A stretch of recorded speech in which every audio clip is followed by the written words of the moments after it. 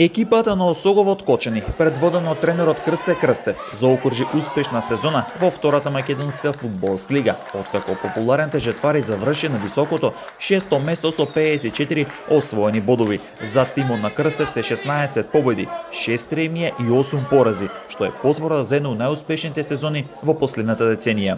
Ако во изминатите сезони Осогово се мачеше до последното коло за опстанок, минатата сезона играше и бараш за опстанок, Крстев сезонава направи компактна екипа со одлични млади фудбалери кои покажа и докажа дека можат да се носат со секој предизвик, притоа освојувајќи бодови од екипите кои се бореа за шампионскиот пехар.